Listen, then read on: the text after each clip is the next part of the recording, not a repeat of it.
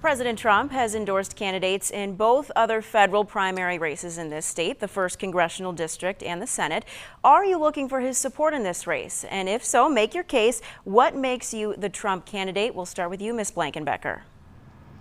Well, I was just endorsed by the American Conservative Union and Matt Schlapp, which I'm super excited about. That's a great endorsement and obviously one that I'm very proud of. And that's an endorsement that the president really, really values. I think for me, though, back, it was over a year ago now, I was aboard USNS Mercy when I got a phone call from Laura Trump asking me if I would serve on President Trump's Women's Advisory Board. And I was one of 37 women selected out of the country to serve our president in that capacity. I was so proud to do that. I'd be proud to earn his endorsement. I have gone from all the way up in the Canada all the way down to Virginia, recruiting and speaking to and signing up new women for Trump on behalf of this president. I'm proud to talk about his accomplishments for women, and so I'm a great spokesperson for the president. I support him, and my role in the Women's Advisory Board, it's been tremendous, and so I'd be a great pick for him.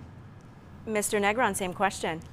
Sure. Well, I was disappointed that I wasn't picked for the Women for Trump, but that's another issue. The issue, I believe, is that the president knows what he sees in me. He's made his decision in the first CD in the Senate race. That's his choice. That's what he needs to do. Our goal is Ann Kuster. We know that at the end of the day, when the smoke clears, that we're going to be taking that seat back and putting it in good conservative Republican hands.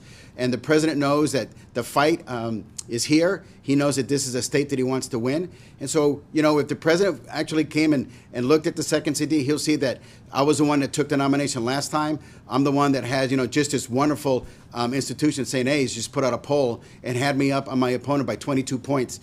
So that's clearly what he'll see. He'll see that that's the candidate that's out there, and it's probably the one that has the best opportunity to unseat Ann Kuster.